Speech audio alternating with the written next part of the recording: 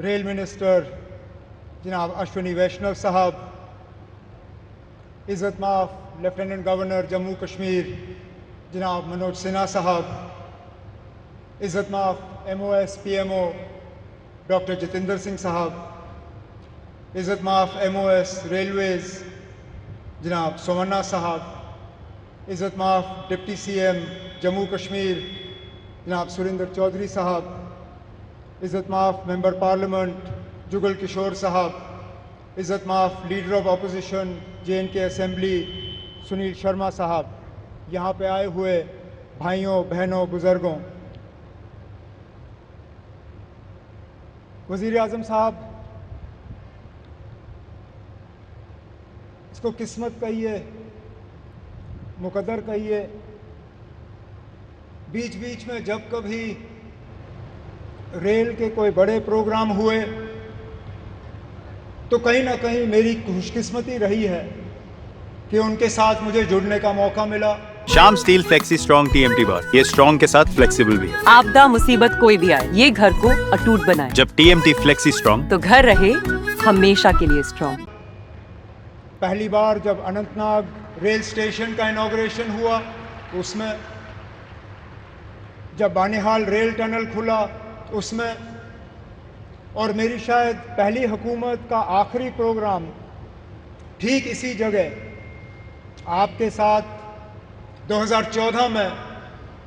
और इत्तेफाक की बात यह है वज़ीर आज़म साहब कि उस प्रोग्राम में 4 लोग शामिल थे, 4 आज भी इस स्टेज पे आपके साथ बैठे हैं।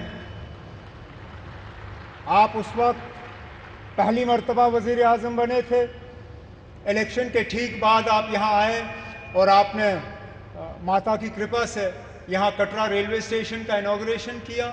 उसके बाद लगातार 3 बार इलेक्शन जीत के आप वज़ीर आज़म इस मुल्क के बने रहे। आपके साथ आपके MOS PMO doctor Jitendra Singh साहब, वो भी उस प्रोग्राम में मौजूद थे। यहाँ तक कि हमारे माननीय लेफ्टिनेंट गवर्नर साहब मनोज सिन्हा साहब उस वक्त MOS रेलवेज़ की जिम्मेदारी संभाले हुए थे जब यहाँ कटरा रेलवे स्टेशन का इनॉग्रेशन हुआ। और ख़ुद मैं वज़ीर आला के तौर पे मनोज सिन्हा साहब की अगर आप देखें तो माता की कृपा से प्रमोशन हुआ, मेरी अगर आप माने तो थोड़ा सा डिमोशन हुआ। मैं रियासत का वज़ीर आला था, अब UT का वज़ीर आला हूँ, लेकिन मान के चल रहा हूँ कि इसको दुरुस्त होने में अब ज़्यादा देर नहीं लगेगा और आप ही के हाथों जो है दोबारा जम्मू कश्मीर को जो है रियासत का दर्जा हासिल होगा। वज़ीर आज़म साहब, इस रेल के ख्वाब बहुत लोगों ने देखे, यहाँ तक कि कश्मीर को बाकी मुल्क के साथ जोड़ने का ख्वाब अंग्रेज़ों ने भी देखा था, लेकिन वो पूरा कर नहीं पाए। उनका ख्वाब था कि उड़ी झेलम के किनारे जो है वो रेल लाके कश्मीर को बाकी मुल्क के साथ जोड़ें, लेकिन आज जो अंग्रेज़ पूरा नहीं कर पाए वो आपके हाथों पूरा हुआ और जम्मू कश्मीर, कश्मीर की वादी को बाकी मुल्क के साथ जोड़ दिया गया। इस मौके पे मुझसे बहुत बड़ी भूल होगी अगर मैं पूर्व प्रधानमंत्री जनाब अटल बिहारी वाजपेयी साहब का इस मौके पे शुक्रिया ना करूं, क्योंकि ये प्रोजेक्ट ज़रूर 1983-84 में इसका संगे बुनियाद रखा गया। और मैंने पिछले दिनों मीडिया को हंसते हुए कहा कि जब ये प्रोजेक्ट शुरू हुआ मैं 8वीं क्लास का बच्चा था। आज मेरी उम्र 55 हो गई है, मेरे बच्चे भी कॉलेज पार कर गए हैं, अब जाके ये प्रोजेक्ट मुकम्मल हुआ। और ये तब हुआ जबकि वाजपेयी साहब ने इसको प्रोजेक्ट ऑफ नेशनल इम्पोर्टेंस का दर्जा देके इसमें बजट में जो है प्रावधान करके ये प्रोजेक्ट आज मुकम्मल हुआ। इस प्रोजेक्ट से जम्मू कश्मीर को भरपूर फ़ायदा होगा, लोगों का आना जाना रहेगा, टूरिज़्म से इसको फ़ायदा होगा, यहाँ के रहने वालों को फ़ायदा होगा। जैसे मैं आपको अभी कह रहा था, यहाँ बारिश पड़ते ही जब हाईवे बंद हो जाता है तो जहाज़ वाले हमें लूटना शुरू कर जाते हैं। जो 5,000 की टिकट होती है वो अचानक घंटों के अंदर 20,000 की टिकट हो जाती है। इस रेल के बनने से कम उन जहाज़ वालों की जो लूट रहती है टिकटों की, वो कम हो जाएगी और हमारा आना जाना आसान रहेगा।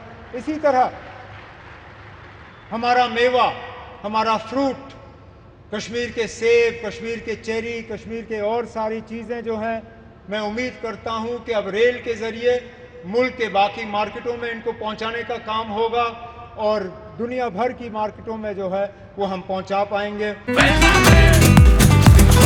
ये स्टाइल का मामला है। रूपा फ्रंटलाइन।